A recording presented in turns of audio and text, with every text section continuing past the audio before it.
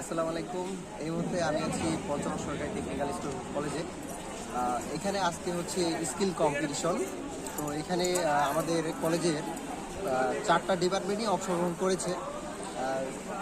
Computer department, garments department এবং electrical department এবং electronics department. আমরা এখন দেখব তাদের প্রজেক্টগুলো কেমন হচ্ছে।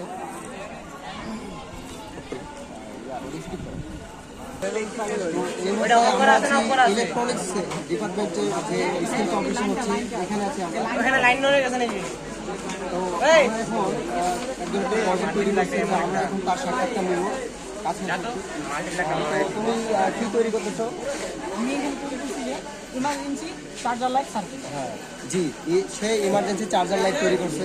তো আমরা এই ইমার্জেন্সি চার্জার লাইটের কাজটা কি তার কাছে একটু শুনে নেব।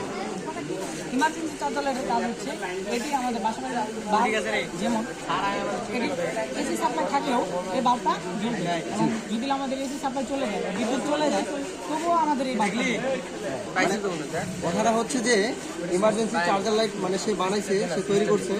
তো সেটা হচ্ছে এসি দিয়েও সেই বাল্বটা চালানো যাবে এবং কি যদি আমাদের এসি কারেন্ট মানে বিদ্যুৎ চলে যায় সেক্ষেত্রেও সে ব্যাটারি থেকে ব্যাকআপ নিয়ে সেই বাল্বটা জ্বালাতে পারবে।